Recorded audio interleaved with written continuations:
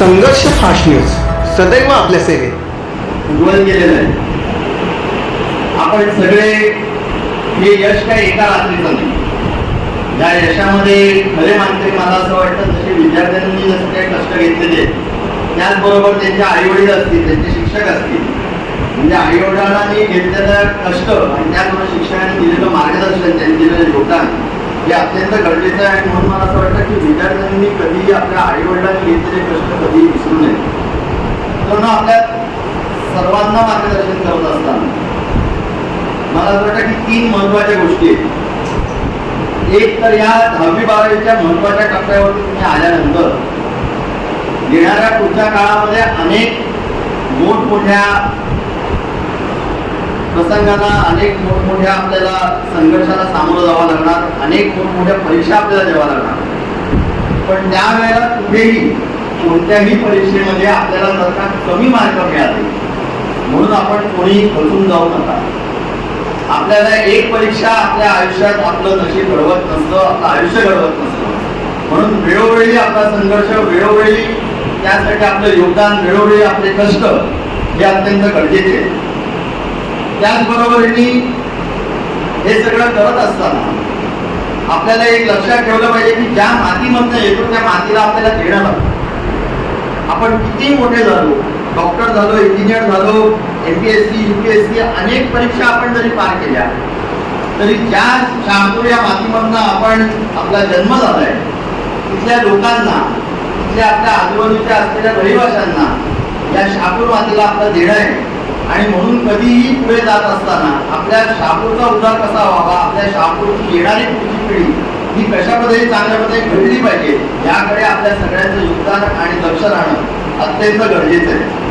अनेक वेळेला या महाराष्ट्रामध्ये आपण दररोजचे वृत्तपत्र किंवा वृत्तवाहिनीमध्ये बघत असतो की शहापूरमध्ये अनेक विद्यार्थी हे वेगवेगळ्या पद भूषवत आहेत आजच्या दिवसात. पण हे सगळं करत असताना आणि त्यांच्याकडचं त्यांनी ज्या पद्धतीने ते यश संपादन केलंय त्याच पद्धतीचं यश आपल्या सर्वांना संपादन करायचं. मी आपल्या सगळ्यांचा जास्ती वेळ घेणार नाही. अनेक मान्यवर आहेत, मला इकडे बोलवल्याबद्दल मी बाळा धनगे आणि तसंच शहापूरच्या सर्व शिवसेना उद्धव बाळासाहेब ठाकरे पक्षातील सर्व पदाधिकाऱ्यांना खूप खूप धन्यवाद देतो. आपल्या सर्व विद्यार्थ्यांना खूप खूप शुभेच्छा देतो. पण या इकडे माझं भाषण थांबवत असताना आपल्या सर्वांना एक सांगू इच्छितो की आपण कधीही गुरुवर्य धर्मवीर आनंद दिघे साहेबांनी एक विचार जो त्यांचा होता तो कधी विसरू नये की दिघे साहेबांनी 365 दिवस 24 तास या ठाणे जिल्ह्यासाठी, म्हणजे आता असलेला ठाणे आणि पालघर, पहिल्यांदा असलेला ठाणा पुन्हा एकत्रित होता, या इकडे अहोरात्र मेहनत घेऊन आपल्या शहरी भागापासून घेऊन ते गावांपर्यंत आणि आदिवासी पाड्यापर्यंत त्यांनी प्रवास केला. आणि त्यांचा एकच विचार होता की इथला माझा ठाणेकर, इथला माझा नागरिक याच्या आयुष्यामध्ये काहीतरी एक बदल घडला पाहिजे, इथल्या विद्यार्थ्यांना चांगले दिवस यायला पाहिजे, इथलं शिक्षणाचा विषय असो, इथल्या आरोग्याचा विषय असो, इथल्या क्रीडा या विषयाच्या बाबतीतला अनेक प्रश्न असतील, हे चांगल्या पद्धतीने सुटून ह्या इथल्या विद्यार्थ्यांना येणाऱ्या पुढच्या पिढीला एक चांगलं व्यासपीठ मिळेल याच्यासाठी त्यांनी उभं आयुष्य घालवलं. मला आपल्या सर्वांना विनंती आहे की आयुष्याच्या पुढच्या प्रवासामध्ये ज्या वेळेला आपण आता ह्यापासून म्हणजे 10वी आणि 12वी नंतर जेव्हा आपण पुढे जाणार आहोत त्यावेळेला आपण सगळ्यांनी या आपल्या राष्ट्रासाठी, या महाराष्ट्राच्या भूमीसाठी, या शहापूर या आपल्या तालुक्यासाठी आपण सदैव तत्पर राहावं. आणि त्याचबरोबरीने कधीही कोणत्याही क्षणी आपण सत्य याच्या बरोबरच राहावं.